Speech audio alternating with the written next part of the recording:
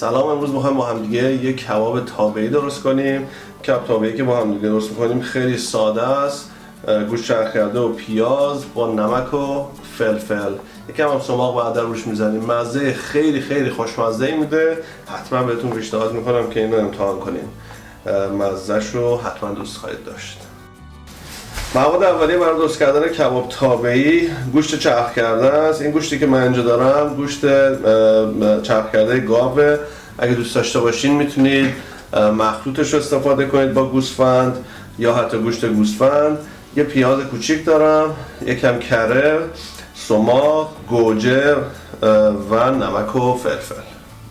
پیاز اگه دوست داشته باشین میتونید با چاقو ریز ریز خوردش بکنین، یا اینکه با رنده، یا اینکه مثل من بذارین توی مخلوط کن.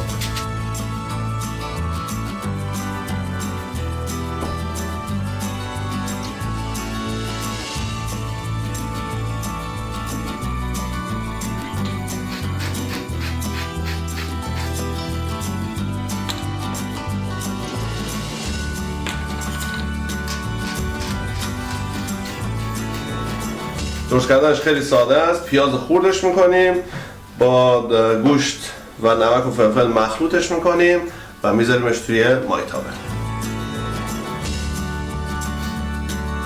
این کباب چون توی مایتابه درست میکنیم خیلی احتیاج به ورز دادن نداره. اون نگرانی رو نداریم که از سیخ بریزه. همین که مواد با هم مخلوط بشن کافیه. خب برای درست کردن کباب تابعی یه مایتابه میذاریم روی گاز که گرم بشه. کره رو میندازیم توش که آب بشه.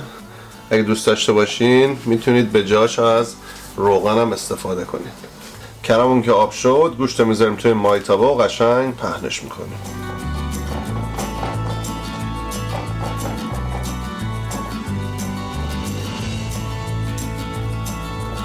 گوشتمون که قشنگ پهن کردیم توی مایتابه یکم سماق بهش اضافه میکنیم.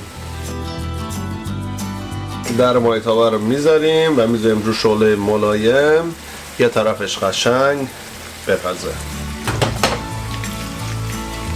خب یه طرف کبابمون که قشنگ سرخ شد برش میگردونیم تا طرف دیگه‌ش هم سرخ بشه.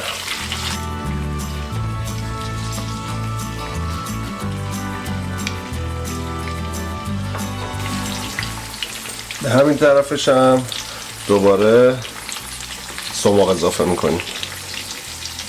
یه چند تا گوجه فرنگی هم قاچ میکنیم و میذاریم روش که با همین حرارت کباب بپزه. به گوجه همون هم یکم نمک میزنیم. در مایتابه رو میذاریم و میذاریم رو شعله ملایم. اون سمت کبابمون هم قشنگ برشته بشه.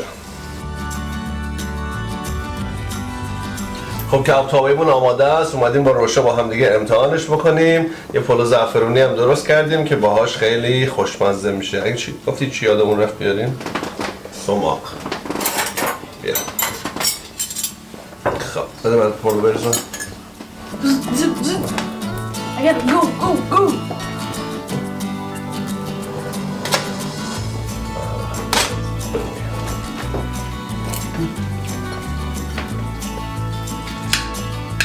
بله مثل کباب کوبیده که نیست، معلومه دیگه. این کبابش سریع درست میشه. مثلا میتونید تو 20 دقیقه این کباب رو درست کنید. کباب کوبیده خیلی کار داره. خب چطور بود؟ اوکی بود. من خیلی خب بس دیگه. Times 20.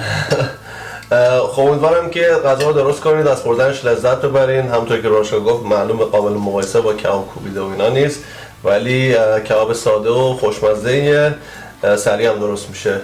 لایک و سابسکرایب یادتون نره. ویدیو رو با دوستان و فامیلتون شیر کنید و برامون کامنت بذارین.